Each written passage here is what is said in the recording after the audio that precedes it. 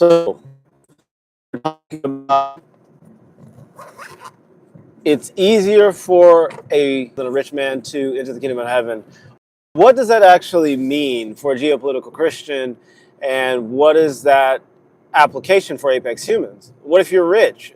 Do you have to struggle to get into the kingdom of heaven, or do you have to struggle to find it? We'll talk about that really quickly. Um, this is the thing. On the surface, the verse, it's easier for a camel to pass through the eye of a needle than a rich man to enter heaven. On the surface, it applies to having things and being wealthy, right? Obviously, if you've ever been in Christianity more than a year, they've explained to you that the eye of the needle was a euphemism for a smaller gate that was the entrance point to the city that everyone had to pass through. It was not the main gate, not the big gate, but it was a small gate just on the side of that gate that you could walk through if you were a normal person with just a backpack or something like that. But if you had a big camel with a bunch of stuff on it, then you'd have to take all the stuff off the camel. Then you'd have to have the camel kneel through and get through this thing. This place was called the Eye of the Needle. It was a small gate next to the main gate. Now, on the surface, again, this verse is a reference to possessions, things that you have, that kind of stuff. All the stuff you find precious in this world that stands between you and God. But when you go deeper, it actually means something else. It's not talking about wealth. It's not talking about possessions. It's not talking about things you have in this world.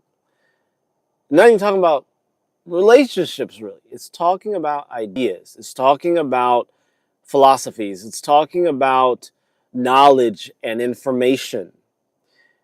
You cannot, Jesus said, to be like a child to enter the kingdom of heaven in multiple places in the Gospels.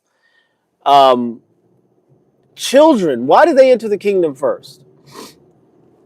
Because their minds are clear of information, of knowledge, of all of this stuff that people compile over the years that tells them how life works.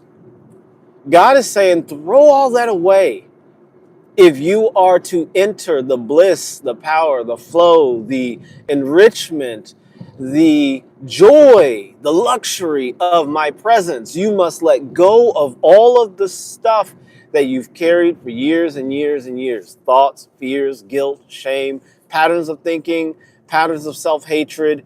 God says, get rid of all that, and it'll be easy for you to pass through the eye of the needle, which is a euphemism for the smaller gate.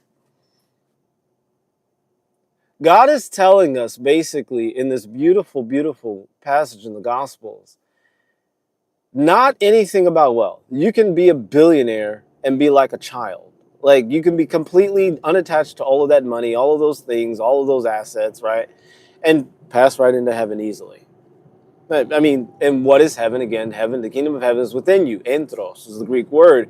And that has a dual meaning. It means among you, but it also means inside. It's a reference to the inside part of something. So the kingdom of heaven is in the deepest, most inner parts of your soul, the deepest, most inner parts of who you are and what you're about. And so going back to the verse that says it is easier for a camel to pass through the eye of a needle than a rich man to enter the kingdom of heaven. If you have no money, if you're broke, if you have nothing in your life, and you have all these ideas about God that were given to you by all these other people, you have all these expectations of reality that get in the way of your joy, that's what this verse is talking about. So today I want to encourage you to let go of all your preconceived notions about God, about reality, about the universe, about everything, and try to be like a child. Try to be open to the possibility of something new. Let me jump in the chat since I'm at a stoplight. Thank you so much, Cora Page. Good video, bro. Thank you. I subscribe. I'm glad, Cora. Thank you. And Manifit, yo, what's up, my man? Welcome, and hello. All right, I'm driving again, so I got to focus.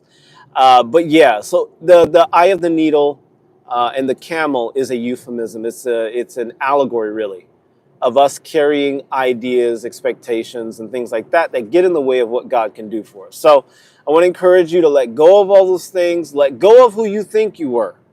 Because God, this is the thing. On the other side of your connection with God is a version of you you haven't met yet. There's a version of you that is stronger, more powerful, more amazing than you could ever imagine. There's a version of you that you admire that you haven't met yet on the other side of your connection with God. Now, when you get deep with God, it might get rough. It might get shaky. It might get scary. And this is why it's so important to let go of all your expectations, let go of all your preconceived notions, let go of your shame, let go of your guilt, let go of all that. God does not see your dirtiness. God does not see your filth. God does not see your sins.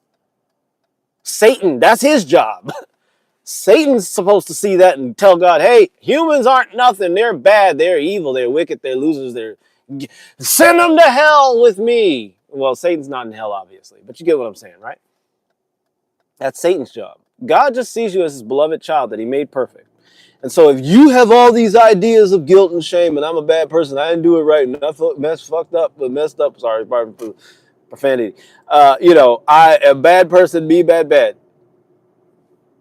It's going to be very hard for you to get into the kingdom of heaven, meaning the presence of the Most High. And if you are a child of the Most High, there is no place that you would rather be than the presence of your Father.